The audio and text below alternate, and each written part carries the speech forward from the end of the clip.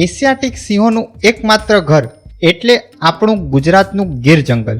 મિત્રો, ગુજરાતના સિંહો એ ગુજરાતનું ગૌરવ સમાન છે, પણ કેટલાક સમયથી ગીર જંગલમાંથી ચોંકાવનારી ખબરો આવી રહી છે, જેમાં સિંહોના રહસ્યમય મૃત્યુ અને સિંહો અને માનવ વચ્ચે અથડામણ જોવા મળી છે. તાજેતરમાં જ એક સિંહણ ગિરનારની સીડીઓ પરથી એક નાના બાળકને લઈને ભાગી ગઈ હતી. જંગલનો રાજા સિંહ જે માનવને હેરાન કરતો નથી, એ કેમ આજે માનવનો દુશ્મન બન્યો છે?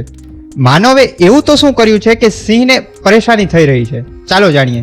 નમસ્કાર મિત્રો, હું છું હાર્દિક. ન્યૂઝ કીડામાં તમારું સ્વાગત છે. તો મિત્રો, સૌથી પહેલા તો સિંહોના મૃત્યુનું કારણ જાણીએ. તાજેતરમાં સિંહોમાં એક રોગ ફેલાયો હતો, CDV એટલે કેનાઇન ડિસ્પેન્સર વાયરસ, અને બેબીસિયોસિસ નામના રોગના લીધે સંખ્યાબંધ સિંહોના મૃત્યુ થયા હતા. હવે બીજું કારણ છે અકસ્માત. ગીર જંગલમાંથી ઘણી ટ્રેનો દોડતી હોય છે.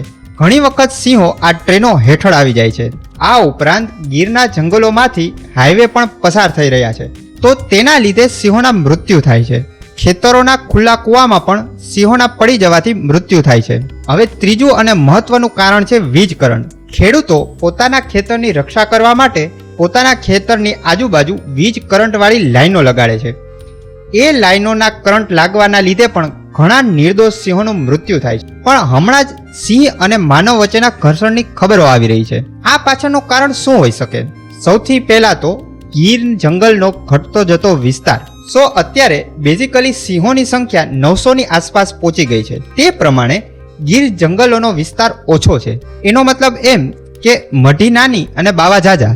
આ સિંહોને મુક્ત રીતે ફરવાની સ્વતંત્રતા નથી મળી રહી, એટલે અવારનવાર આ સિંહો રેવન્યુ વિસ્તાર એટલે કે જ્યાં માણસો રહે છે તેવા ગામડાઓમાં પહોંચી જાય છે, અને આના લીધે સિંહ અને માણસ વચ્ચે ઘર્ષણ થાય છે. આ ઉપરાંત બીજું કારણ છે ગેરકાયદેસર સિંહના દર્શન. સરકાર દ્વારા સિંહ દર્શન કરાવવામાં આવતા હોય છે, પરંતુ ઘણા લોકો પ્રવાસીઓને ગેરકાયદેસર રીતે સિંહ દર્શન કરાવે છે.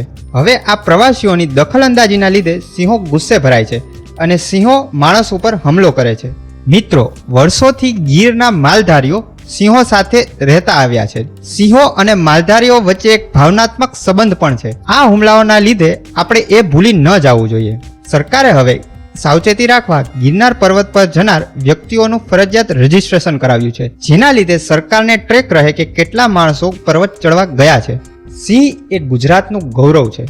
આખા એશિયામાં ખાલી જૂનાગઢના ગીરના જંગલોમાં જ આ સિંહો જોવા મળે છે. તો આપણે સિંહ પ્રત્યે દ્વેષભાવ ન રાખવો જોઈએ. આપણે આ સમસ્યાનું હલ શોધવાનું છે. તેના માટે સૌ પ્રથમ તો ખુલ્લા કૂવા અને વીજ કરંટની લાઈનો બંધ કરવી જોઈએ. અને મિત્રો, જો સિંહ જ નહીં બચે તો ગીરની ઓળખ પણ ભૂસાઈ જશે. તમારું આ મુદ્દે શું માનવાનું છે? કમેન્ટમાં જરૂર જણાવજો. ફરી મળીશું એક નવા વિડીયો સાથે. જય ગરવી ગુજરાત, જય હિન્દ.